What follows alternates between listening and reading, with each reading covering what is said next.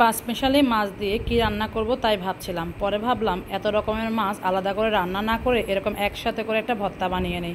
খেতে যেমন মজা হবে, কে কী মাছ খাবে সেটা নিয়েও আর টেনশন থাকলো না।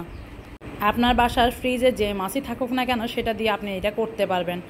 অনেক রকম মাছ এনেছিল, তার মধ্যে বেছে বেছে এই মাছগুলো আলাদা রেখে দিয়েছিলাম। এখন ভাবলাম এগুলো এমনিতে রান্না করলে তো একদমই মজা হবে না, তাই এগুলো দিয়ে অন্য কিছু করে নেওয়া যাক। এখানে কয়েক রকম মাছ ছিল, দাঁতিনা, কোরাল, পোয়া, গাঙ্গুরিয়া আর একটা লম্বা বেলে মাছের মতো কী মাছ জানি না, সবগুলোই কিন্তু সমুদ্রের মাছ। আপনারা তেলাপিয়া, রুই যে কোনো মাছ দিয়ে এই রেসিপিটি করতে পারবেন। এগুলো দেখা যেত এমনি রান্না করলে খাওয়া যেত না। এগুলো ঈদের আগে আমি চট্টগ্রাম যাওয়ার আগে এনেছিল, সময় ছিল না দেখে খাওয়া হয়নি। তো প্রায় 20-25 দিন ফ্রিজে আছে ছোট মাছ, এগুলো এমনিতেও মজা হবে না, তাই আমি হলুদ লবণ মাখিয়ে ভালো করে ভেজে নিয়েছি। এখন এগুলো কাটা বাছবো, কাটা বেছে এগুলো দিয়ে একটা ভর্তা করব। তো ভর্তার জন্য যে তেলে আমি মাছ ভেজেছি সেখানে 3টে টমেটো এরকম ফালি করে দিয়ে দিয়েছি, সাথে কিছু কাঁচামরিচ দিচ্ছি, তারপরে দিব কিছু আস্ত রসুনের কোষ। এগুলো দিয়ে একটু ভালো করে সিদ্ধ হয়ে যাওয়া পর্যন্ত ভেজে নিব। আজকে একটা মাছের ভর্তা করব, এটা যে কোনো মাছ দিয়ে করা যায়। আমি ভাবলাম এই মাছ এমনি রান্না করলে খাওয়া যাবে না, তাই ভর্তা করে দিলে সবাই মজা করে খাবে। এই যে মাছগুলো আমি নিয়ে নিয়েছি, এগুলো জারিফকে দিয়ে দিয়েছি কাঁটা বাছার জন্য।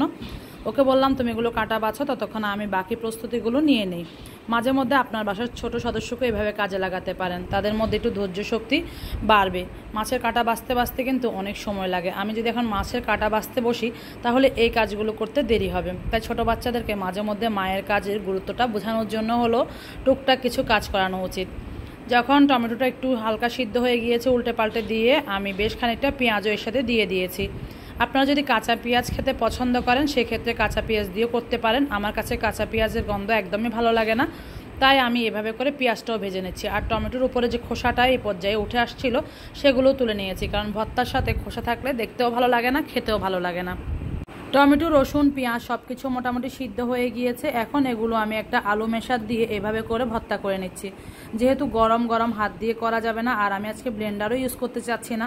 ভর্তা বানাতে গেলে কিন্তু প্রচুর ঝামেলা, শিলপাটায় বাটো, সেগুলো ধোয়া মোছা করো, অথবা ব্লেন্ডারে করলেও ব্লেন্ডারে জাগ এই সেই অনেক কিছু হয়ে যায়।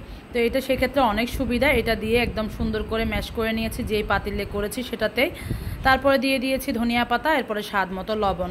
এদিকে জারিফ কিন্তু সবগুলো মাছের কাঁটা সুন্দর করে বেছে দিয়েছে। এই যে অনেকগুলো কাঁটা বের হয়েছে, আর এই কাঁটাগুলো আমি এখন ফেলে দিচ্ছি। আপনাদেরকে দেখিয়ে দিলাম কতগুলো কাঁটা বের হয়েছে এই মাছ থেকে।